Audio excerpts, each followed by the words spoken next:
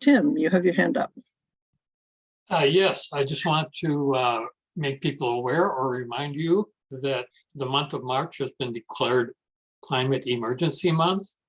A large number of events are being organized, including most exciting on March 1st, coming over online virtually, the keynote talk by Bill McKibben, and there will be other events throughout the month. There is a website that lists all of this. So if you just search for Climate Emergency Month, or I can put it in the chat, which I will do. But anyway, I hope you all will be thinking about that as we approach March. Thank you. So without further ado, Christine Parks from the Sisters of St. Joseph, and she's going to be giving us information about the Catholic Church. Thank you. Yes, well, about the Catholic Church. Or not. It's rather broad. It's broad scope. It's a broad stroke. And I have to say, I guess my disclaimer, my initial disclaimer is that I personally can't speak for the Catholic Church. But what I am hoping to share with you is about what Nikki, about what you talked about earlier, about Pope Francis's encyclical.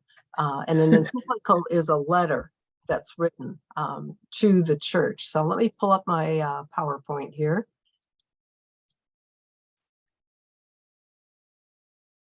Can we, yeah.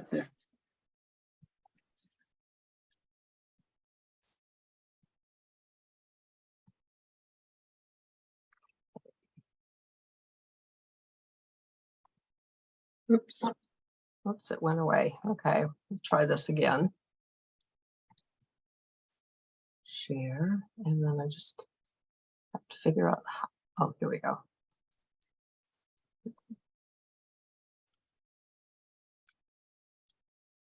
Just have to get to the right button, sorry. There we go. Okay. So in 2015, Pope Francis wrote his encyclical entitled Laudato Si. And the term Laudato Si comes from St. Francis's Canticle of Creation, which some of you may be familiar with. And Laudato Si basically means praise be to you. And so the subtitle for this encyclical is On Care for Our Common Home. And he wrote this to speak about, to bring to the forefront of the Catholic community, but also the world community, the environmental crisis that is facing us, and the work that the research that he had been doing and that he had asked others to do on the behalf of the church. And the unusual thing about this particular encyclical or this letter is that ordinarily an encyclical is written by a pope around some theological or doctrinal issue in the church for the people of the church.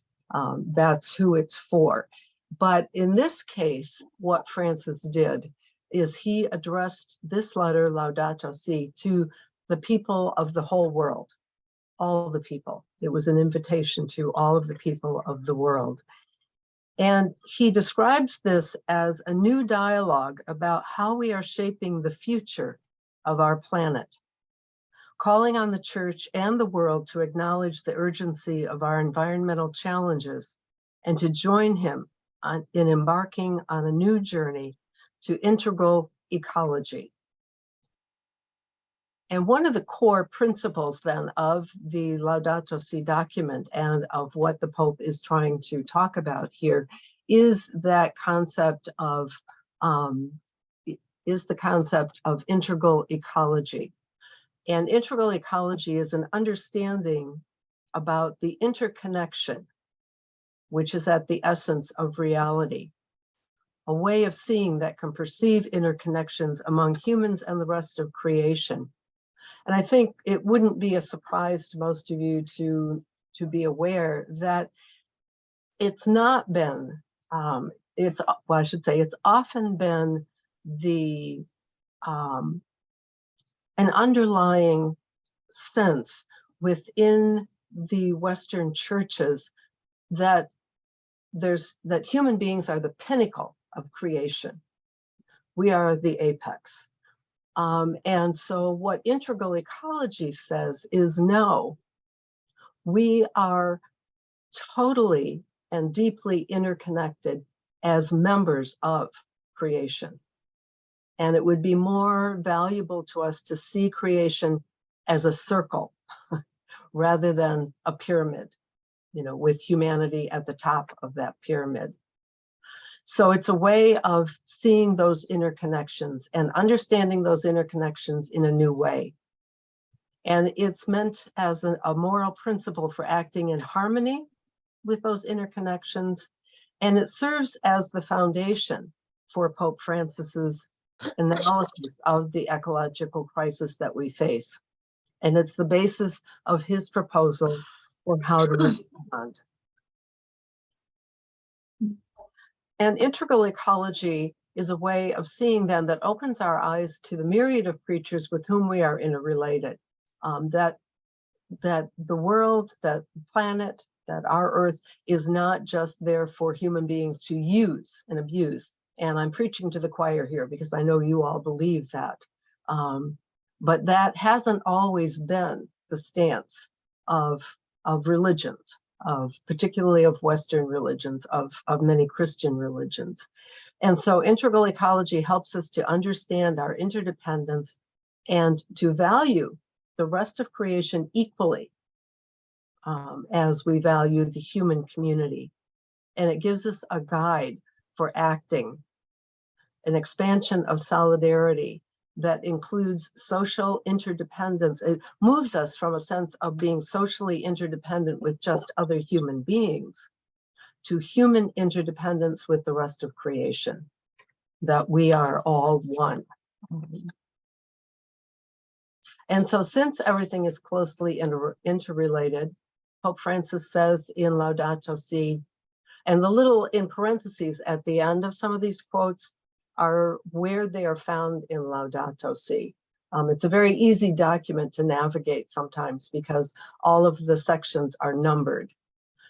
So since everything is interrelated, the problems call for a vision that's capable of taking into account every aspect of the global crisis, and that it's not two separate crises, one that's environmental and one that's social, but rather one complex crisis with both social, environmental issues, most aspects. And strategies for a solution demand an integrated approach to combating poverty, restoring dignity to the excluded, and at the same time, protecting nature. And I think sometimes it's helpful to recognize that there is a poverty in how we deal with nature. There's a growing poverty in nature itself as we face mass extinctions, and restoring dignity of the excluded includes speaks of the human community, but also of nature itself, what gets excluded as we think about how to proceed. Excuse me. So Laudato Si highlights a need and calls for ecological conversion. I would say that one of the things that that Pope Francis observes is, and I think many of us would also be aware of, is that science, facts, and statistics are important, and they're invaluable in our understanding of what's going on, but they aren't always enough to convince people to change. And so at the heart also of Laudato Si is this sense of we need a conversion of our spirit, of our thinking, of how we see ourselves in relationship to the world. And so that involves listening to the cry of earth and the cry of those who are poor. It involves environmental and social crises, that it's understanding that they are two sides of the same coin. Again, they're not separate issues, and that social transformation involves a change of consciousness and in our socioeconomic system. that our solutions have to be comprehensive, and that they have to include both our education, our minds, and our spirits. That in order to achieve that. So then, as I said, Laudato Si was originally written in 2015. 2020 was the 5-year celebration year.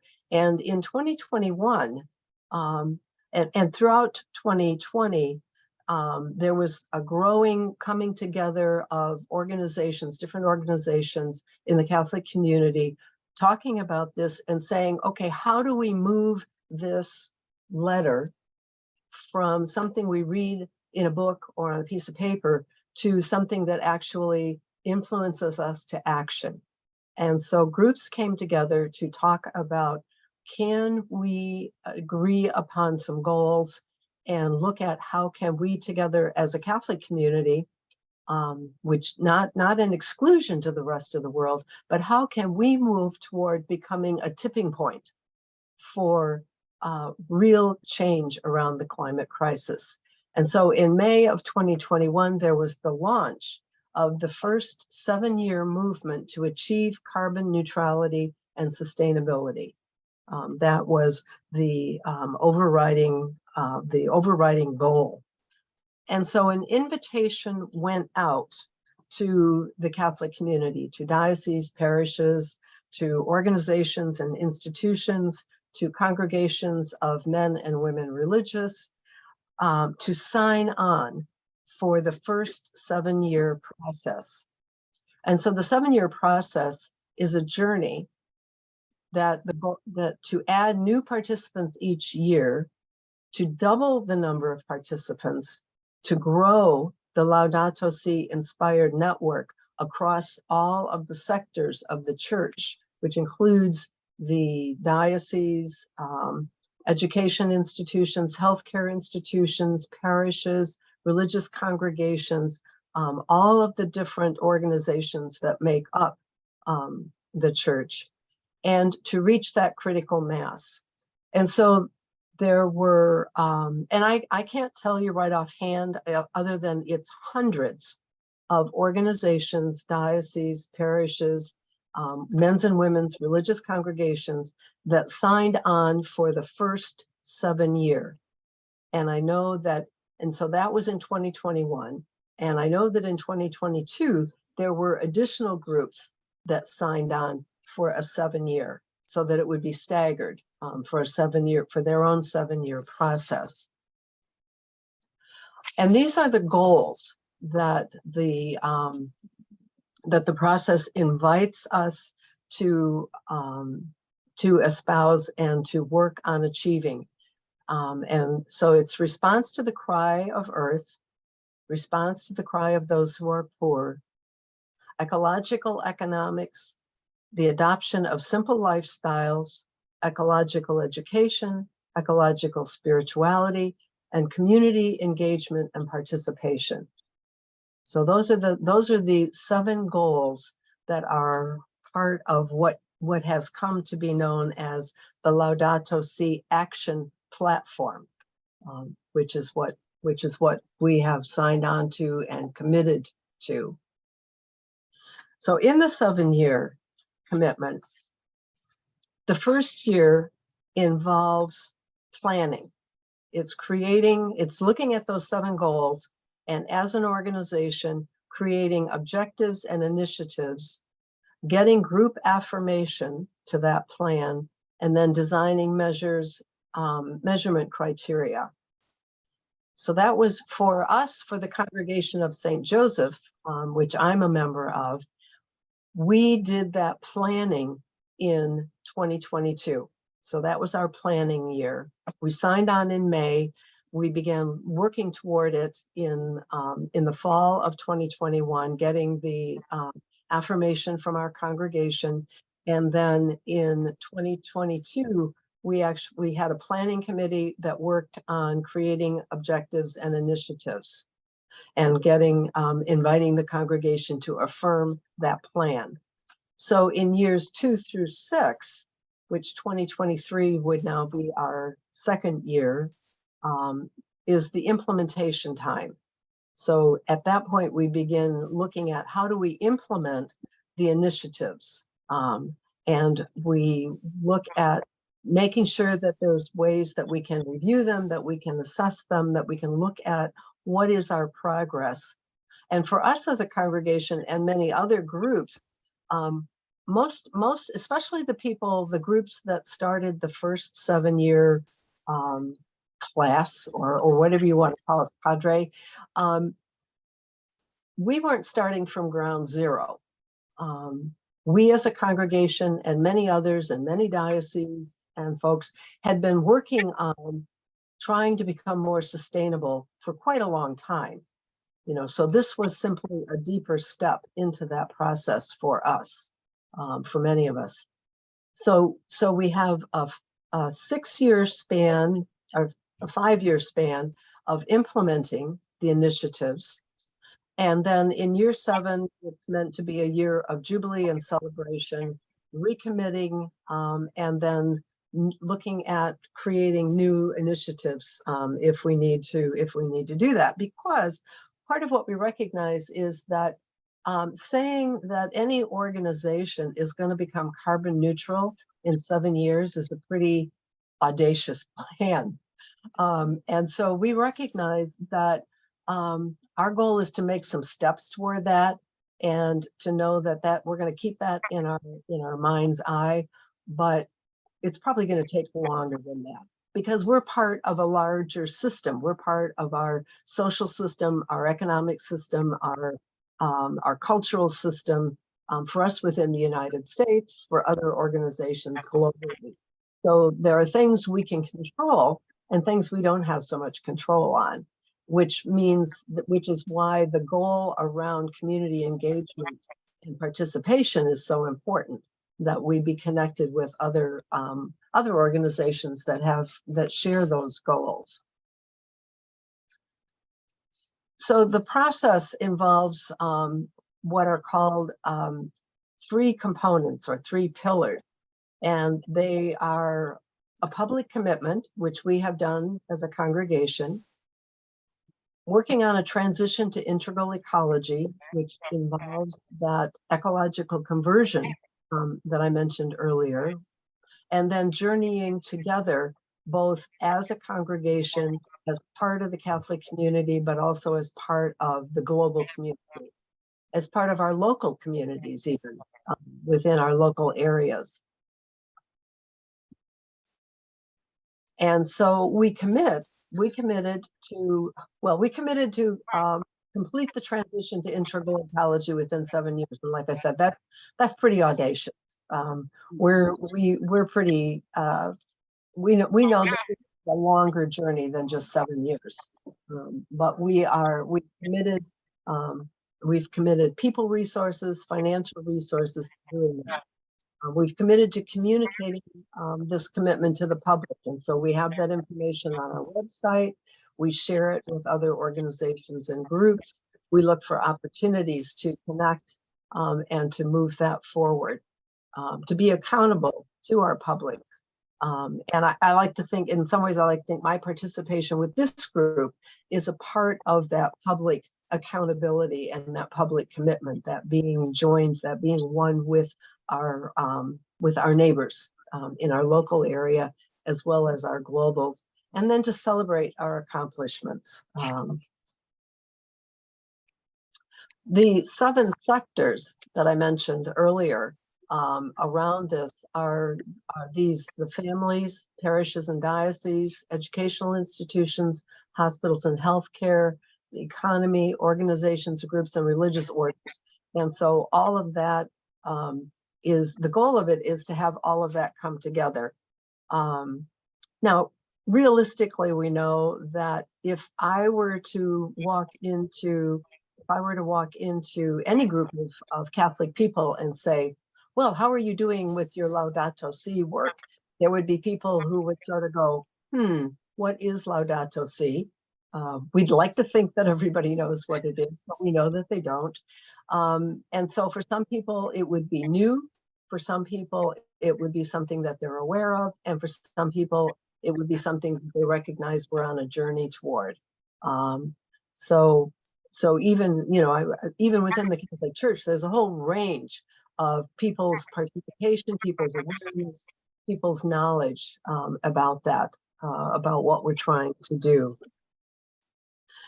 I just want to say a little too that one of the other underlying principles of Laudato Si is around the area of common good. That sense that where justices abound and growing numbers of people are deprived of human rights and considered expendable, that the principle of common good becomes a summons to solidarity and preferential option for the poorest of our brothers and sisters.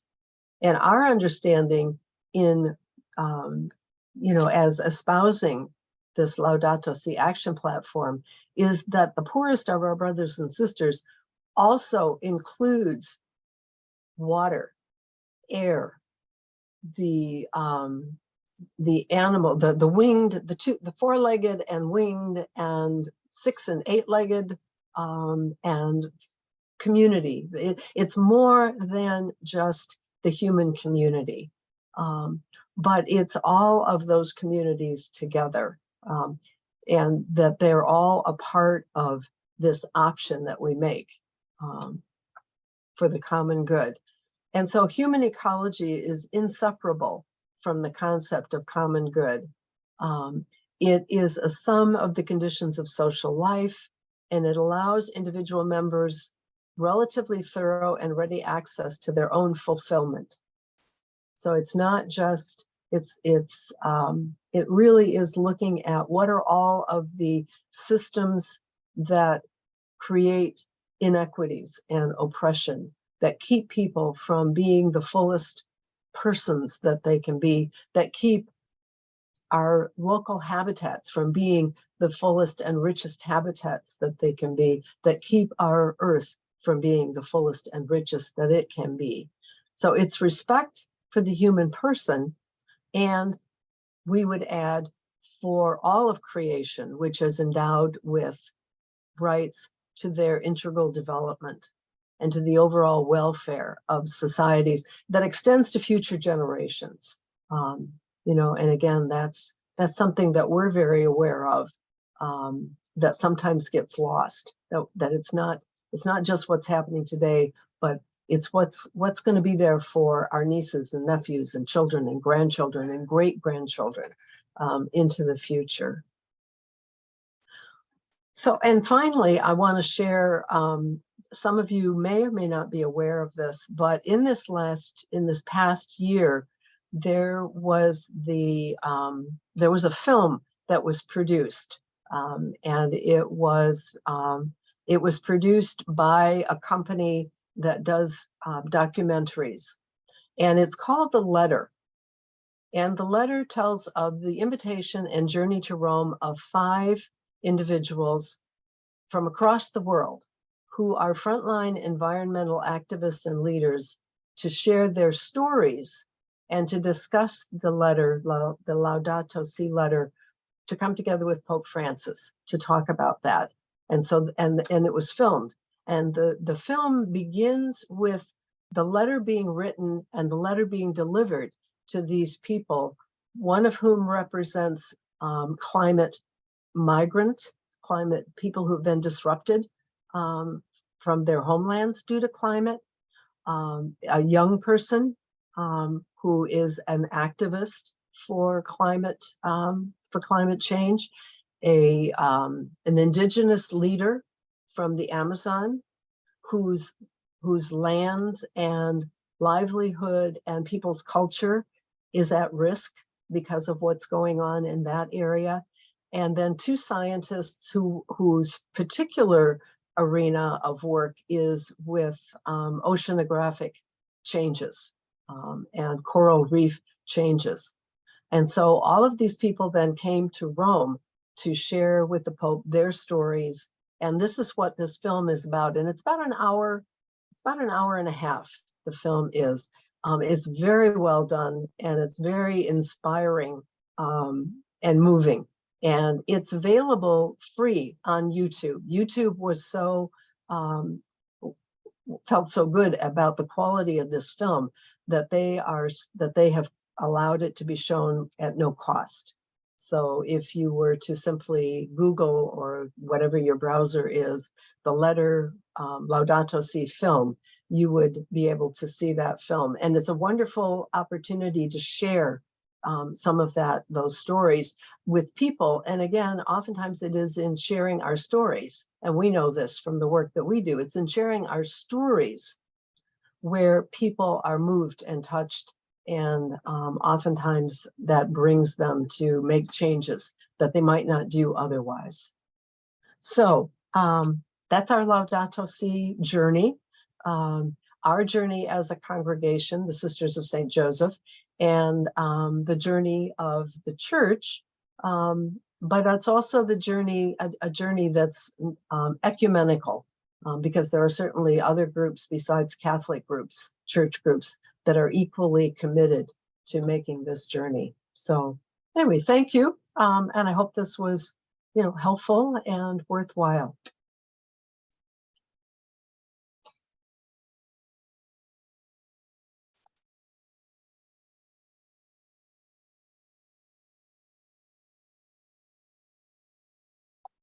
And I don't know if you have any questions that I can answer.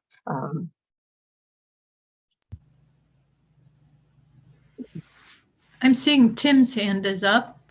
Nikki, you're I'm sorry. I thought I had unmuted. Tim, I see your hand up there. Yeah, thanks. Sister, thank you for the excellent presentation. I really appreciate it. I've seen the film, The Letter. It is indeed very inspiring. I encourage others to watch it. I'd like to ask if you know anything about other Catholic parishes in Kalamazoo and whether or not they have committed to this action plan. I confess I'm not aware of any parishes in Kalamazoo that have. It would be nice if they were, but I'm not aware of any in our diocese. I know that there are dioceses and parishes across the United States who are, but it's spotty, shall we say? And a lot has to do, I suppose, with what the focus is of the particular parish and where people are putting their energies. And some parishes and people are putting their energies in the arena of anti-racism or migration, anti-trafficking. And part of what we're trying to help people see is that all of those issues are interrelated, that you can't tug on one thread of integral ecology and not have it affect all the other threads. Darby, I see you have your hand up. Thank you. Thank you, Sister Christine. I really appreciate hearing your presentation today. And I'm wondering if you can tell us a little bit more specifically about some of the action steps that are being taken. Well, do you mean in general or by us? Or I guess more specifically is specific action steps to reduce carbon within Sisters of St. Joseph, or whatever organizations that you're also a part of. Okay. Well, I can say for us, one of the several of the things that we've done is in our facilities, and we are part of a larger congregation, the Sisters of St. Joseph, who are here in Kalamazoo. We're part of a larger congregation of St. Joseph, and in our centers, we have committed to look at how we use water and to try to be very careful about how we use water. We, in several of our centers, we have solar panels to assist with our energy. It doesn't meet all of our energy needs, but it meets a portion of it, and there's always the possibility that we can expand that into the future. We've made a commitment to decreasing the amount of mowing that we do around our centers. In fact, you might find this interesting, but under our solar, where we have our solar array on our grounds here in Kalamazoo at Nazareth, we in the summertime we bring in a couple of sheep from a local sheep farmer who leases out his animals to keep the grass cut so that we don't have to She mow. froze, but driving home, I see the sheep in the summertime. Yes, so they are there. And so that's, those are some of the things that we're doing. We're also, many of our centers have initiatives for composting.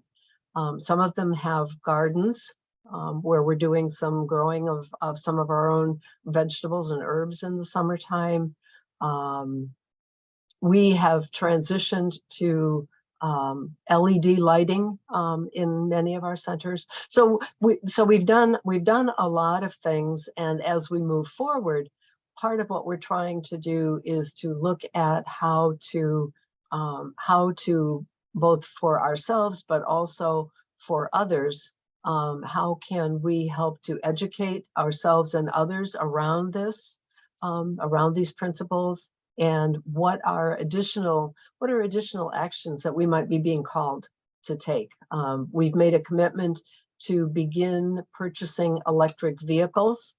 And we also recognize that all of these things also have, it's like they have trade-offs. You have electric vehicles, well, then you have batteries, and what do you do with the batteries, and where does the power come from?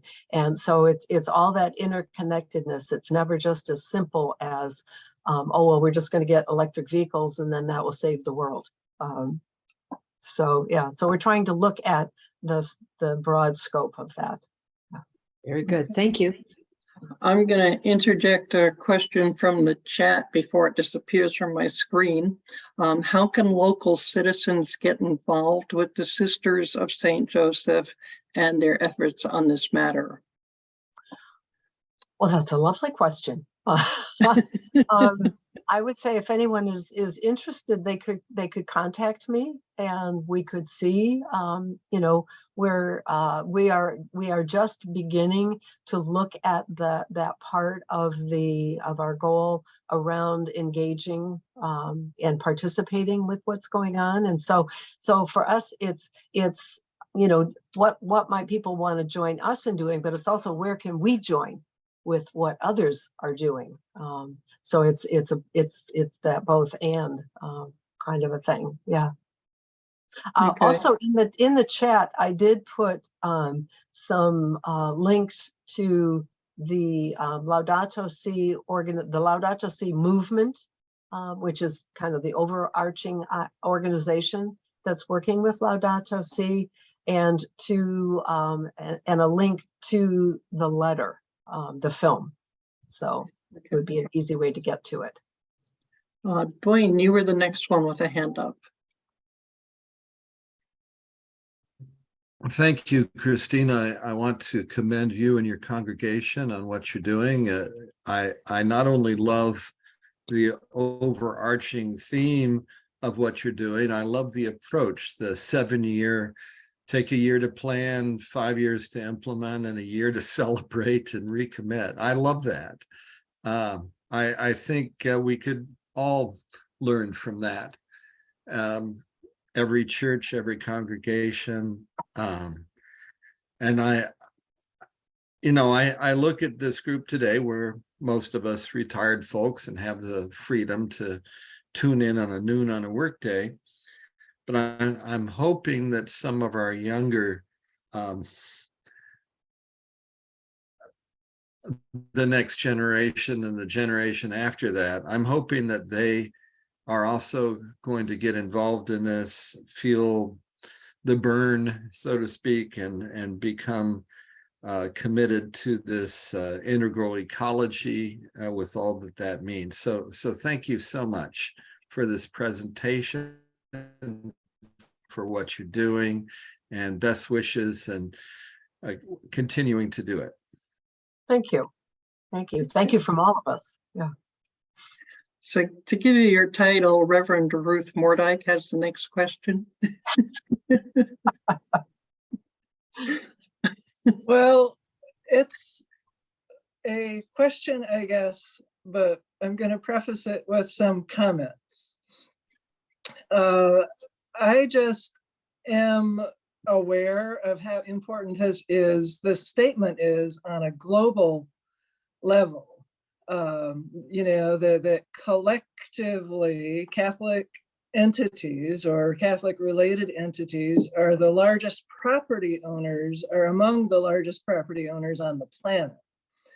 So if Laudato Si affected you know, even maybe a 10% of property related to the Catholic Church in some way, that would be an astonishing thing. And also that the Catholic Church actually has a very large impact on in what we would call maybe developing countries or third world countries. So I'm not convinced that you hit hard enough on what the global impact of this statement could be. And I also, and what can you do like in 15 minutes, right? But it's an astonishing potential for global impact from this statement.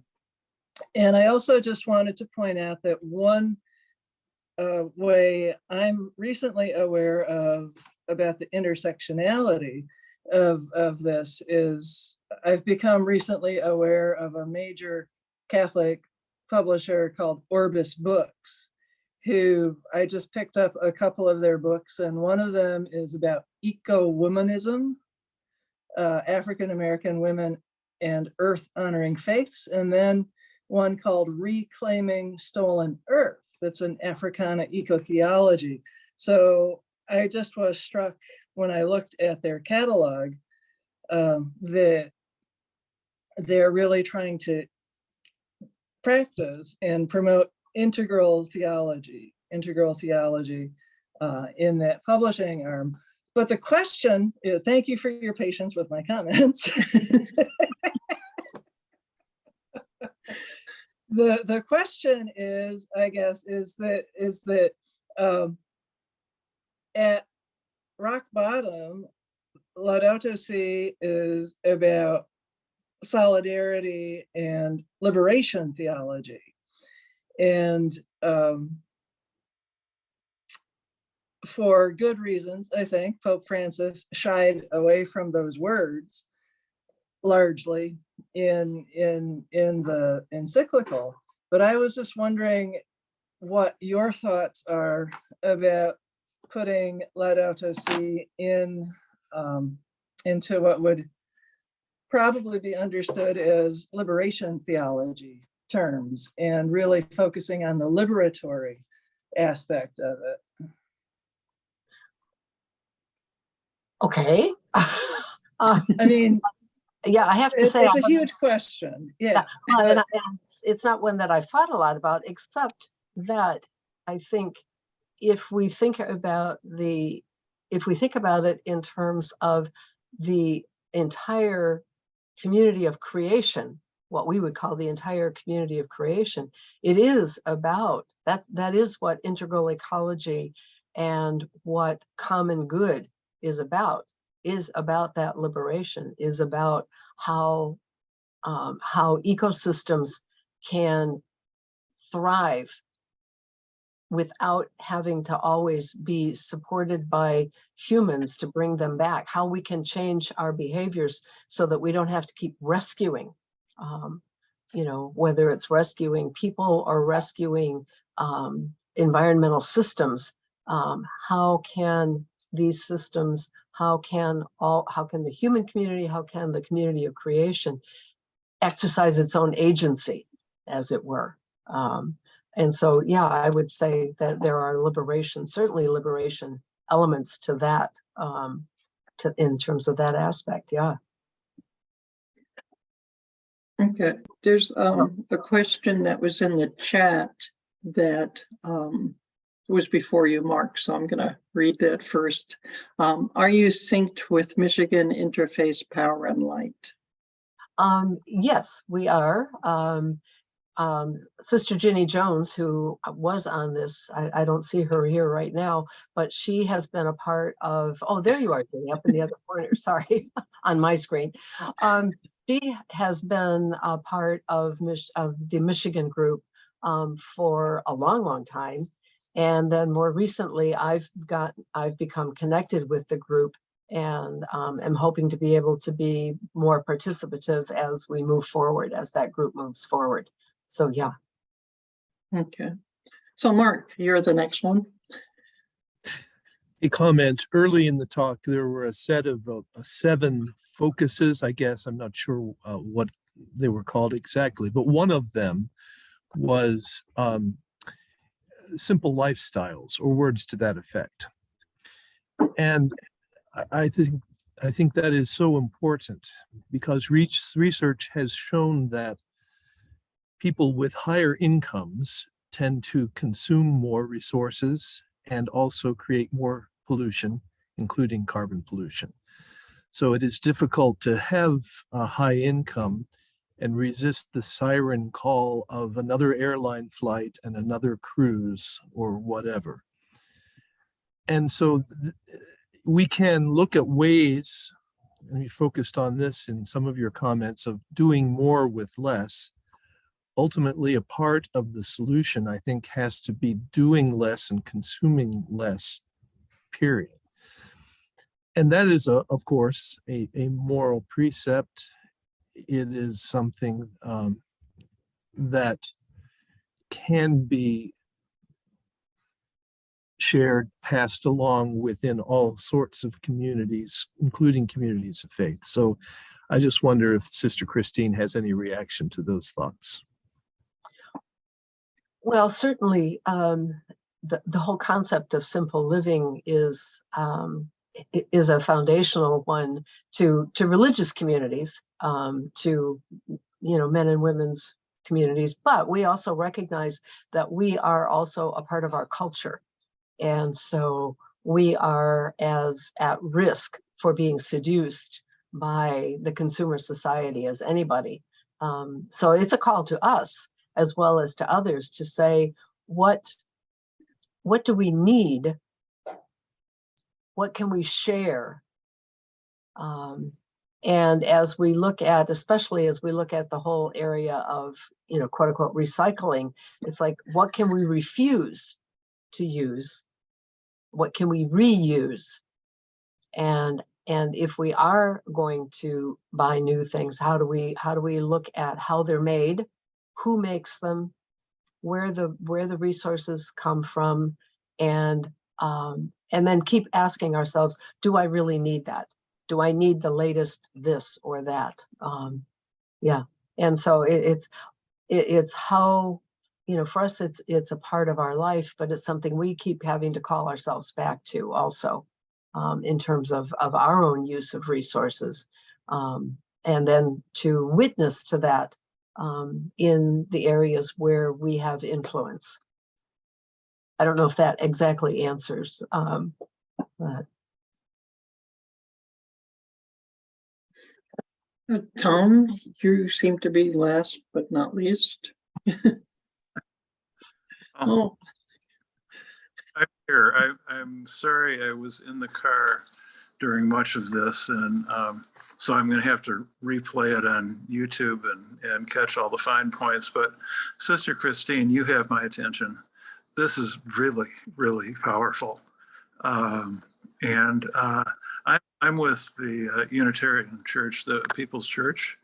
You'll know that Sibel and Nikki are both attached to that as well. And we have Reverend Ruth.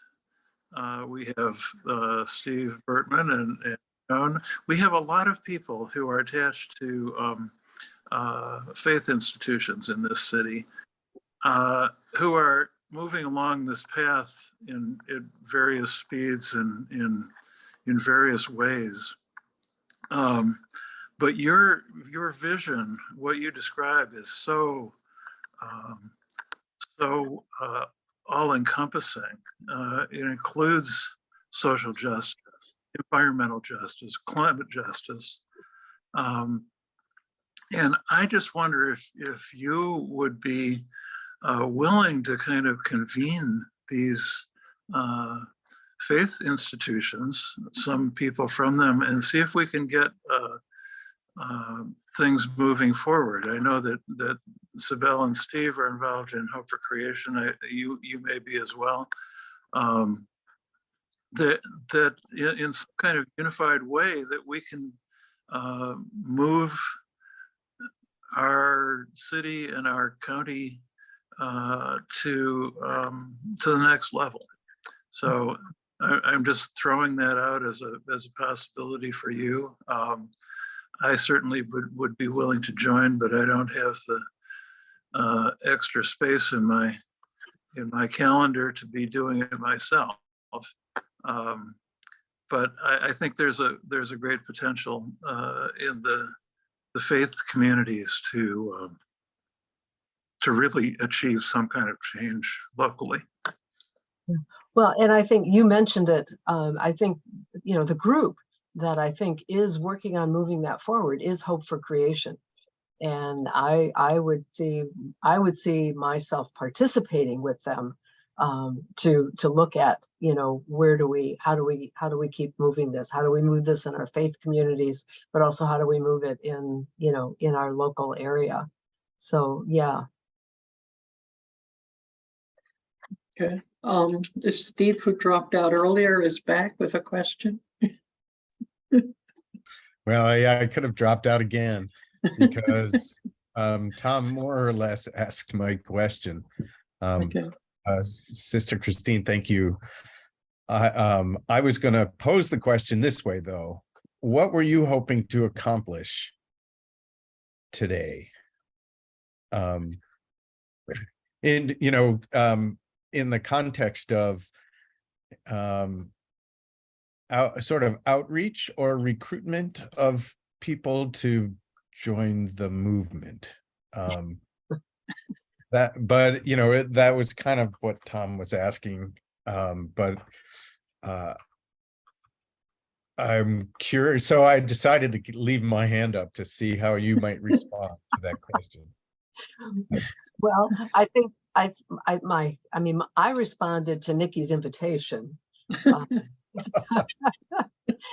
I will say that it is something that I had been thinking about, how to share with the larger community, with the broader group, how to share some of this, both the information, but also to begin to make some of the connections for how do we join our energy to the energy that's already happening in the Kalamazoo area, to move this forward, and to, so I think my hope, or my thing was to share what Nikki's request was, what's the church doing? And so to share both, but to share what the church is doing, but also to share what we're doing as a congregation in this geographic area, and in all of our geographies.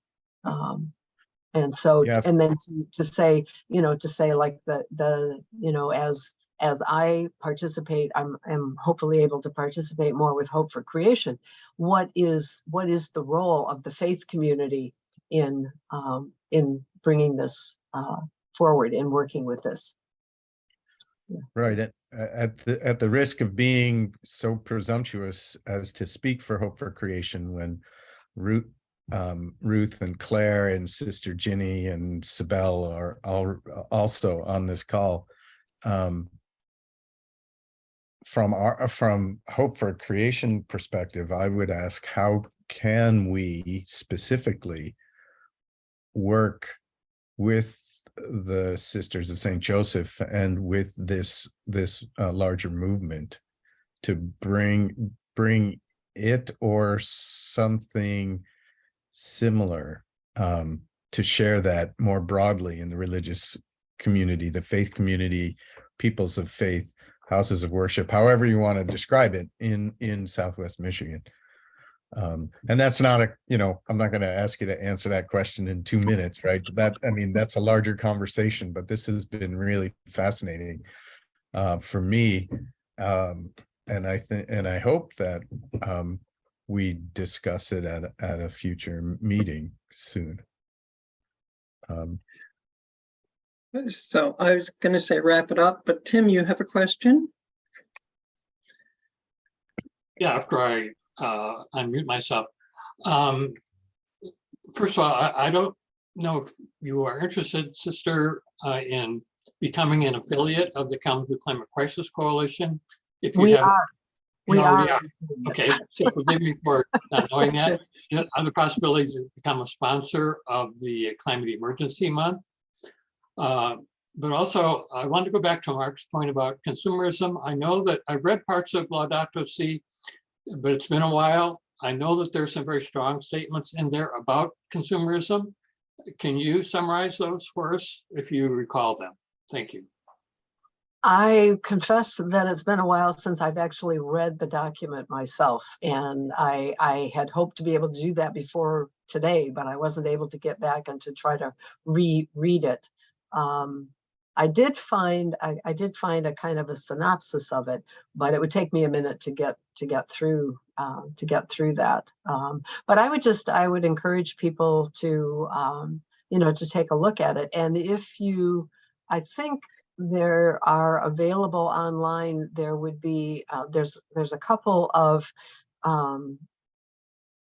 overviews of the document that highlight what are some of the major themes that are that are being talked about in the document, and so it wouldn't be too hard to go and look for some of those. Yeah, sorry, Tim. It's like I said, it's been a little while since I've read the entirety of it, and so it's probably something I need to bring back up to the forefront and reread it. Yeah. Marty. I'll follow Ruth's role modeling and make a comment rather than a question, but answering someone else's question. So several speakers have alluded to our attachment to consumerism, and those who have listened to me in Hope for Creation know that is what I think is probably the strongest barrier to progress. And I think that the Sisters of St. Joseph, what I learned today, one of their roles they're already doing is role modeling for us that releasing our attachment to goods does not mean poverty. It does not mean destitution. As the sisters shared, they recognize themselves as members of the community who are consumers. And all the examples you gave of how you participate in the community, yet make strides towards being less dependent on goods, I think that's a strong role. The more visibility you have in the community and the messages you gave today, the better. I think people are just afraid. They're afraid, and it's an addiction. They're afraid to let go of their addiction. And you guys are role models of a comfortable lifestyle. You're not in rags and dirty and all that. You function like we do. Well, I mean, not exactly, but you still have apartments and clothes and own things. And I think that's a good step. Okay, so I would now like to end this by thanking Sister Christine. This was a wonderful discussion. Thank you. And also for visibility, I drive down Nazareth Road going home every day. I see the solar panels.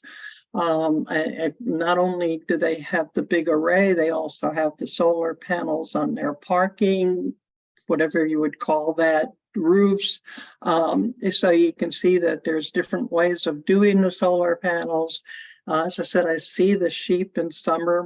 My daughter was the first one to point it out to me. She said, "Do you know they have sheep? I wonder where they get them from." Yeah, and why they don't wander? And then she realized they're actually fenced in, so they can't wander too much. And so the visibility is there. And I think that's good also, that we can see that there are different ways of doing things.